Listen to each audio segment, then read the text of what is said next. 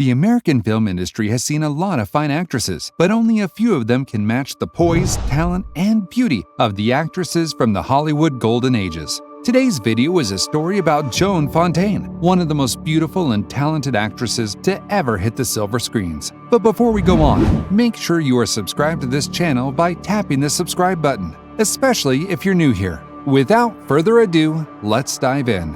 Early life. She was born on October 22, 1917 in Tokyo City, Japan, and was named Joan de Beauvoir de Havilland at birth. Her parents were of English descent, who were in Tokyo because her father, Walter de Havilland, was a professor of English at the Imperial University in Tokyo. He later went on to become a patent attorney. Her mother, Lillian Auguste Ruse de Havilland Fontaine, was a stage actress who left her career behind to move to Tokyo with her husband. Before she became an actress, she studied at the Royal Academy of Dramatic Arts in London and went on to use the stage name Lillian Fontaine. Joan's family was a very prominent family, not just her nuclear family, but her extended family as well. The famous Sir Geoffrey de Havilland, an aircraft designer who designed the de Havilland DH-98 Mosquito, one of the fastest operational aircraft that was used during the Second World War, was her paternal cousin, while her paternal grandfather was the Reverend Charles Richard de Havilland.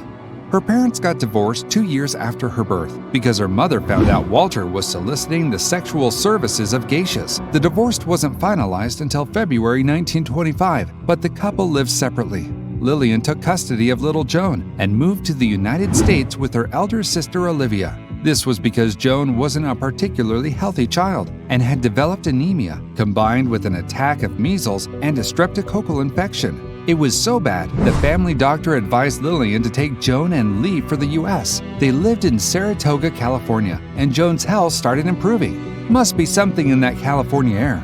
She attended Los Grados High School, and at the age of 16, she went back to Japan to live with her father. While in Japan, she was educated at the Tokyo School for Foreign Children and graduated in 1935 at the age of 18. Career. Apples, they say, don't fall far from the tree. It wasn't surprising that Joan wanted to go into acting just like her mother. In 1935, she made her stage debut in Call It a Day and made her first screen appearance in No More Ladies in the same year. Unlike most newbie actresses, Joan's first film role was actually a credited role. She got her first lead role in 1937 in a movie titled A Million to One, directed by Herman Brix. In the same year, she signed a contract with RKO Pictures, who considered her a rising star and introduced her to the American audience in the movie The Man Who Found Himself.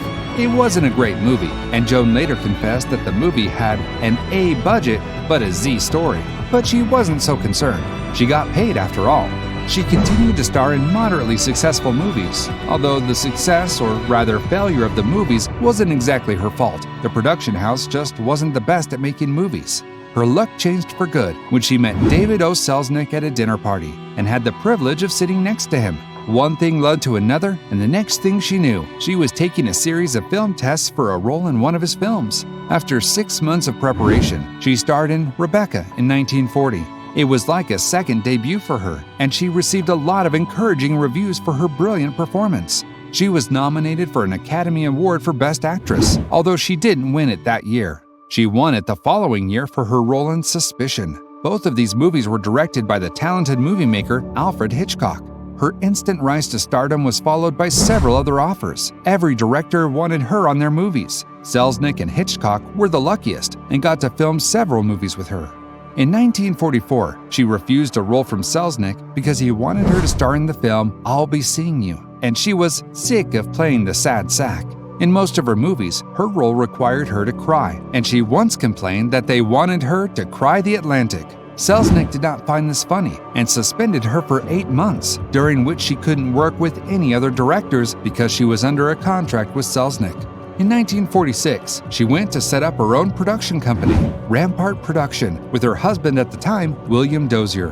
Her career spanned over 50 years, during which she appeared in more than 45 films.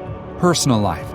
Joan and her sister have always had a sour relationship since they were kids, which only got worse since they now had to work in the same industry. One of the main causes of this sourness in their relationship was because Joan felt her mother favored Olivia more and allowed Olivia use of the family name as her stage name. but she wouldn't let Joan, which was why her stage name was Joan Fontaine, not Joan de Havilland. They were, however, the first siblings to win the Academy Awards, although Joan won it first. Joan was married 4 different times, first to Brian Anern, an actor in 1939. They divorced 6 months later and had no children together. The following year, in 1946, she married William Dozier, an actor and producer with whom she had started Rampart Productions. You would think that this one would last, since they had a business and a daughter together, but sadly, it ended in a divorce too, which was made official in 1951. In 1952, she got married again, this time to Collier Young, a writer and producer, but they got divorced too in 1960. Her last marriage was to Alfred Wright Jr., an editor for Sports Illustrated in 1964. They divorced in 1969 without any children. While on a tour in South America in 1951, Joan met a Peruvian girl named Martita and adopted her informally. Martita's parents allowed Joan to adopt her formally so that Martita could get a better life, on one condition, that Joan would send Martita back to her parents when she was 16. For 12 years, Martita and her guardian lived together, but when she turned 16, Martita refused to go back to her parents and ran away instead. Joan was livid and stated, "Until my adopted daughter goes back to see her parents, she's not welcome. I promised her parents, I do not forgive somebody who makes me break my word." Nobody knows what became of Martita. Death. Joan Fontaine died in her sleep on December 15, 2013, at the age of 96 in her home at Carmel Highlands. Unfortunately, that is all the time we have today. If you have enjoyed this video, you would certainly enjoy our next one, so hit the notifications button after subscribing to get notified when we release more content. While you wait, you can check out our previous videos and be sure to like each one. See you soon.